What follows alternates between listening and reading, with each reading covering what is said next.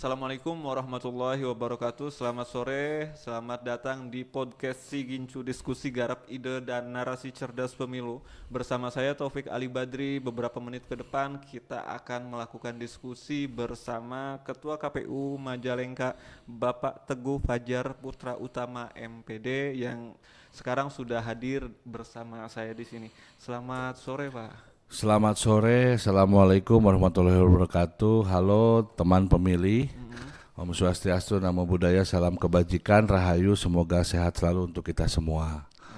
Apa kabar Pak hari ini? Alhamdulillah sehat walafiat. Gimana Pak Ali juga sehat? Alhamdulillah sehat Pak. Sehat, ya, Kelihatan lebih alhamdulillah. fresh Bapak. Ya. Oke. Eh, Boleh diperkenalkan dulu Pak ke teman-teman pemilih identitas biodata dari Pak Teguh sendiri. Baik, terima kasih Pak Ali. Nama saya Teguh Fajar Putra Utama. Saya lahir di Majalengka 20 Mei 1991 dan untuk riwayat pendidikan saya SD di SD Liang Julang 1, SMP di SMP N1 Majalengka, SMA di SMA N1 Majalengka. Oke. Untuk perguruan tinggi saya S1 dan S2 di Universitas Pendidikan Indonesia Bandung. Oh, oke. Pasca juga di Ya betul, di Pak, ya? UPI Di juga, Pak, UPI. ya? Oke. Berarti asli putra daerah Majalengkanya sendiri gitu, Alhamdulillah, betul. Iya teman-teman pemilih, kita bersyukur KPU dipimpin sama putra daerah Majalengkanya sendiri. Ya, gitu, Bapak, ya. alhamdulillah. Kalau riwayat pekerjaan sebelum di KPU apa kira-kira Pak? Untuk riwayat pekerjaan sebelum di KPU, saya sebagai tenaga pendidik ataupun guru bertugas di MAN 7 Biren Heeh. di Provinsi Aceh. Aceh. Iya Jauh, betul. Pak, ya. Ya memang jauh. Oh iya. Eh, Pengabdian lah Pak, ya. Betul ya. Heeh. Nah untuk di KPU Majalengka sendiri sudah berapa tahun mengabdi Pak? Untuk di KPU Kabupaten Majalengka saya sejak 1 Januari 2024, ya tepatnya di tanggal 31 Desember itu pelantikan tuh dini hari waktu itu. Jadi sekarang 2025 berarti tahun kedua, memasuki tahun ketiga mungkin ya. Itu pelantikan jam 2 dini hari Pak? Ya setengah 2 lah waktu itu. Wah, iya. Betul. So kalau bukan karena pengabdian untuk bangsa dan negara itu tidak mungkin. Iya. Betul. Oke, iya. Menarik sekali identitas biodata dari Pak Teguh. Pak Teguh ya? Iya, betul. Sapa ininya ya. Pak Teguh ini masih muda ya teman-teman pemilih. Beliau masih sekitar umur 30-an Pak ya? Iya 33, 34 lah saya karena jarang dan nggak pernah dirayakan ulang tahun jadi saya kurang.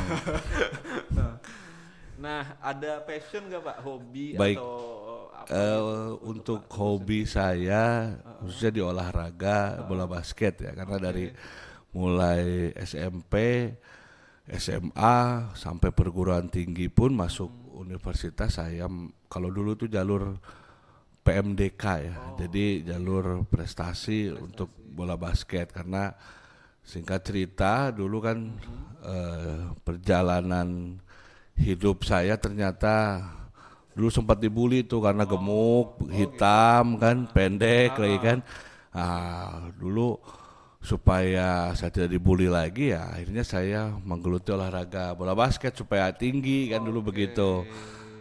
Setelah itu keterusan akhirnya jadilah atlet waktu itu ya waktu masih muda dan sampai di kuliah ternyata mengalami cedera yang cukup serius dan akhirnya tidak bisa masuk ke jalur profesional.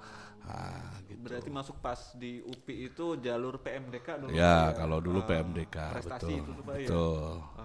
Berarti itu di background pendidikan sendiri di sini sarjana pendidikan dan master pendidikan olahraga juga Pak? Iya betul di olahraga betul. Olahraga juga. Ada tokoh yang diidolai Pak, pemain basket sendiri Pak? Kalau ya semua pemain basket rasanya pasti akan mengidolakan Michael Jordan lah Oh pasti Jordan, karena oke. beliau legenda all the time Benar, gitu. benar, benar Kalau Pak. di Indonesianya Ali Budimansyah namanya. Oh. Kebetulan sama dengan Pak Ali kan. Siap, siap, siap. Jadi Sama sama-sama namanya Ali aja ya. gitu. Beliau legenda Siap, juga siap. kan. Oke. Kebetulan saya sendiri kurang mengikuti. Ah, apa, Heeh. Nah di basket berarti lama itu Pak ya, Ya. ikut kegiatan-kegiatan Gua basket perlombaan, gitu. turnamen, Turnamen. betul. Sempat ke profesional juga Pak? Belum sempat karena kalau ke profesional kan memang sudah harus benar-benar fokus dan bekerja dan membuat kontrak dengan klub-klub profesional. Nah, saya itu paling tinggi ketika perkuliahan mengikuti kalau dulu tuh Liga Basket Mahasiswa atau Libama kalau dulu. Kalau sekarang tuh Lima ya. Kalau dulu Libama. Nah, dulu di Universitas Pendidikan Indonesia. Suatu kehormatan dan kebanggaan buat saya Itu waktu itu. mewakili daerah atau Universitas. univ ya? Kalau daerah ya selayaknya tingkatannya dulu ketika SMP saya sudah masuk di babak kualifikasi Porda untuk ke Jurda dan lain sebagainya juga mewakili Kabupaten Majalengka, sendiri. betul. Oh, oke. Seru juga teman-teman hobi Ya. dari Pak Ketua kita ini. Berawal dari memang semangat supaya bisa berprestasi untuk Kabupaten Majalengka. Benar banget. Nah, untuk kegiatan selain basket sendiri barangkali ada kegiatan apa tuh selain itu Ya, tuh, Pak, aktif di mana? untuk organisasi sebagai mahasiswa waktu itu saya juga aktif di Relawan Tunanetra di Wiataguna Bandung, juga selain itu di Gerakan Mahasiswa Nasional Indonesia di GMNI. Nah, itu kita bersama rekan-rekan lain berjuang dan bergerak bersama untuk mewakili suara masyarakat. Oke. Kalau saya lihat Bapak lebih cenderung bergairah untuk kegiatan-kegiatan produktif dan sosial sekali Iya, gitu Pak, ya. betul, Iya. Apa itu ada panggilan dari jiwa sendiri gitu tuh Pak untuk ikut gabung gitu ke situ gitu tuh Pak. Ya memang ini merupakan suatu pengalaman pribadi di mana saya berasal dari orang yang tidak punya, ketika banyak sekali hambatan ataupun keterbatasan yang kita miliki, satu-satunya jalan yang saya yakini waktu itu adalah kita bergandengan tangan dengan sesama orang yang tidak memiliki kelebihan ataupun kemampuan yang lain dan memiliki keterbatasan untuk menggapai tujuan bersama begitu. Jadi kalau kita memang tidak mungkin kita berlari cepat, tapi kita bisa berjalan jauh gitu, dengan kawan-kawan gitu. Benar. Baik Pak, kita langsung geser ke topik Siap. podcast sore hari ini saja tentang kegiatan di KPU itu sendiri biar teman-teman pemilih juga tahu apa sih yang dilakukan pegawai-pegawai KPU pasca pemilihan pemilu gitu ya. Langsung kita tanya aja ke Pak Teguh ya. Apa kira-kira Pak kegiatan pasca Baik. pemilu itu? Kegiatan untuk pasca pemilu di KPU Kabupaten Majalengka sesuai dengan instruksi dari KPU RI adalah salah satunya melakukan pemutakhiran data pemilih ya. Jadi pemutakhiran data pemilih terkait dengan orang yang mendapatkan hak pilih dan orang yang kehilangan hak pilih. Seperti contoh, saya contohkan ketika orang mendapatkan hak pilih ketika dia sudah menginjak 17 tahun ataupun sebelum 17 tahun dia sudah menikah. Serta TNI dan Polri yang sudah selesai pengabdiannya dan memasuki masa pensiun, dia juga mendapatkan hak pilih. Nah, untuk yang kehilangan, contohnya misalkan ada yang kematian ataupun misalkan dia setelah 17 tahun mendaftarkan diri sebagai TNI ataupun Polri, nah otomatis dia kehilangan hak pilihnya. Nah, data tersebut kita selalu senantiasa bekerja sama dengan berbagai lembaga termasuk dengan TNI Polri, dengan Disduk Capil, dengan dinas-dinas terkait yang ada di Kabupaten Majalengka untuk selalu mengupdate per 3 bulan. Selanjutnya tugas KPU juga terkait dengan mengurusi pergantian antar waktu untuk DPRD atau disebut dengan PAW lah bahasa singkatnya, DPRD kabupaten dan kota dari berbagai macam partai yang ada di Kabupaten Majalengka. Oke. Saya kira teman-teman juga perlu mendapatkan insight atau wawasan tentang data pemilih itu sendiri. Nah, tadi Pak Teguh menjelaskan tentang update data per 3 bulan, Pak ya. Iya, betul. Nah, artinya teman-teman di sini punya hak yang sama ketika sudah menginjak usia 17 ya, Pak ya? Ya, atau yang belum 17 tapi sudah kawin. Oh, sudah nikah gitu. Oh, Ya. sudah kawin gitu. Kalau bahasa negara kan kawin, bukan Kawin, menikah. benar, iya. Ya, betul. Atau tadi yang kedua ada TNI Polri ya Pak ya? Ya, yang sudah selesai dia sebut pemilih pemula kembali karena Pemilih pemula. walaupun usianya sudah sepuh misalnya 60 tahun tapi ya karena dia baru akan mendapatkan lagi hak pilih ya kita pun data gitu. Oke, siap.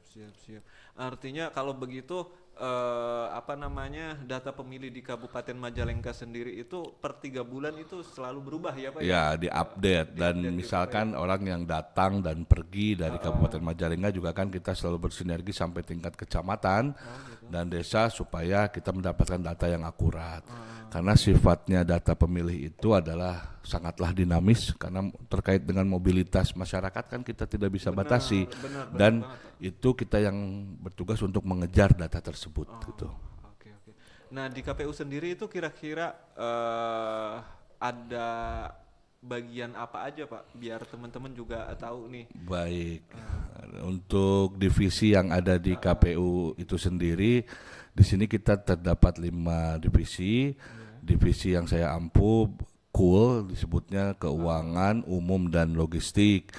Nah, untuk ada juga divisi yang dipimpin oleh Pak Kadif Deden, Haji Deden, yaitu Sosdiklih, Parmas dan SDM gitu ya. Jadi panjang dari gitu, Pak, ya. Sosialisasi, pendidikan pemilih dan partisipasi masyarakat dan sumber daya manusia. Lalu ada juga yang dipimpin oleh Bu Hajah Elih Solihah, itu perencanaan, data dan informasi. Ada juga divisi hukum dan pengawasan yang dipimpin oleh Bu Nia. Lalu yang terakhir ada Kadif yang dipimpin oleh Pak Andi Insan Sidik, yaitu teknis dan penyelenggaraan atau Tekgar. Iya. Berarti ada 5. Ada 5, divisi, betul. Pak ya, Ya, yang betul. mengurusi KPU itu sendiri Pak ya. Ya. Nah, setiap tupoksi tersebut berarti punya tanggung jawab dan tugas masing-masing gitu Betul, Pak ya. betul. Nah, kita lanjut ke topik selanjutnya Pak. Tadi menjelaskan tentang kegiatan KPU pasca pemilihan. Sekarang lagi rame nih Pak isu hangat mengenai putusan MK nomor 135 tahun 2024. Pak Teguh sendiri sebagai Ketua KPU Majalengka untuk merespon isu tersebut bagaimana Pak? Kita sebagai penyelenggara memang seperti yang kita ketahui bahwa MK telah mengeluarkan putusan dan putusan tersebut bersifat final and binding ataupun mengikat ya. Jadi kita diatur dalam putusan tersebut bahwa pemilu nanti di tahun 2029 itu untuk pemilu jenis pemilihan pemilu nasional. Untuk pemilihan presiden dan wakil presiden, DPD RI dan DPR RI. Nah, nanti 2 tahun atau 2,5 tahun selanjutnya itu untuk pemilihan daerah, yaitu kepala daerah meliputi gubernur dan wakil gubernur, bupati dan wali kota, bupati dan wali kota, bupati dan wakil bupati, wali kota dan wakil wali kota, serta DPRD provinsi dan juga DPRD kabupaten dan kota. Nah, itu diatur. Nah, terkait dengan norma bagaimana pelaksanaan, kita menunggu juknis yang akan nanti dilaksanakan tuh rapat dari Komisi 2 DPR RI dengan KPU RI akan membuahkan peraturan KPU turunannya dan kita akan mempedomani itu. Begitu. Siap. Berarti nanti KPU tuh enggak kalau dulu kan yang saya lihat KPU tuh kalau pemilu yang satu ringan Pak ya, kalau pilkada gitu kan ya. Yang satunya kan banyak gitu tuh Pak ini jenis pemilihannya. pemilihannya gitu tuh. Jenis surat suaranya juga banyak kalau yang pemilu kan 5 kemarin gitu. Kalau sekarang dipecah gitu tuh Kemudian Pak sekarang ya. dipecah. Iya. Nah, Pak Teguh sendiri tadi menjelaskan divisi yang diampu itu logistik Pak ya? Betul, Keuangan umum dan logistik. Nah, mengenai logistik itu sendiri, logistik pemilu itu apa sih Pak? Boleh dijelasin ke teman-teman pemilih? Ya baik, logistik pemilu merupakan sarana untuk masyarakat menyalurkan hak pilihnya. Meliputi banyak sekali jenisnya logistik itu sendiri. Pada prinsipnya tata kelola logistik dalam pemilihan itu kita harus senantiasa mempedomani bahwa harus tepat jumlah, tepat sasaran, tepat waktu, tepat kualitas, dan tepat jenis. Nah, hal tersebut dalam pelaksanaannya memang sangat kompleks karena bagaimana terkait dengan jenisnya saja sudah banyak jenisnya. Terkait dengan waktu kita juga memiliki timeline yang sudah diatur dalam PKPU, harus tepat waktu sampai ke sini kapan, sampai misalkan sampai ke PPK kapan, sampai ke TPS kapan. Nah, terkait dengan kualitas juga harus memenuhi kualitas yang sudah disepakati. Lalu terkait dengan sasaran juga harus ke siapa sampainya, apakah PPK, apakah PPE, KPPS dan lain sebagainya. Dan itu merupakan tugas bersama gitu ya. Oke. Nah, ini kan udah selesai nih Pak, pemilu kan kemarin di 2024. Untuk logistiknya itu sendiri kira-kira bagaimana tahapan selanjutnya itu? Untuk penanganan logistik pasca pemilu, kita menyimpan logistik itu secara aman dan juga diperlakukan dengan tetap baik di gudang KPU yang kita miliki. Gudang kita untuk pemilu tersebar ada 4 titik, ada di depan Kejaksaan, ada di Putrajaya, gitu, ada di Kota Manggu dan lain sebagainya. Jadi disimpan di sana untuk pemilu, dan setelah itu kita mengikuti instruksi dari KPU RI terkait dengan proses adanya pelelangan logistik itu sendiri. Pasca pemilihan itu. Pasca pemilu ya. Betul. Berarti jenisnya sendiri itu kayak ada kertas suara. Oh ya, surat suara ada, terus kotak suara ada, bilik ada, dan lain sebagainya, banyak di sana. Itu berarti ada kerja bareng sama KPKNL juga gitu. Iya, betul, karena itu kan merupakan ketentuan ya kalau itu. Lelangnya sendiri itu sendiri. Ya. Oke. Nah, teman-teman pemilih tadi sudah dijelaskan beberapa poin mengenai KPU Majalengka sendiri, terutama Pak Teguh tadi sudah menjelaskan tentang kegiatan pasca pemilu, terus apa itu logistik, data pemilih, dan poin tentang isu mengenai putusan MK nomor 135 tahun 2024. Sangat menarik sekali diskusi sore hari ini Pak Teguh. Baik, ya. Banyak wawasan yang kita tahu tentang KPU itu sendiri. Terima kasih Pak Teguh, waktunya sudah sempat hadir di sini. Terima kasih kembali. Sehat-sehat Pak. Amin, sehat juga untuk Pak Ali dan rekan teman-teman pemilih. Salam untuk keluarga semua, semoga dalam keadaan sehat. Yang sakit diberikan kesembuhan. Amin, semoga ya. Teman pemilih, terima kasih sudah menyaksikan podcast KPU Majalengka kali ini. Jangan lupa subscribe saluran YouTube resmi dari KPU Majalengka sendiri, di like, komen, dan share. Saya atas nama host Taufik Ali Badri mengundurkan diri. Assalamualaikum warahmatullahi wabarakatuh.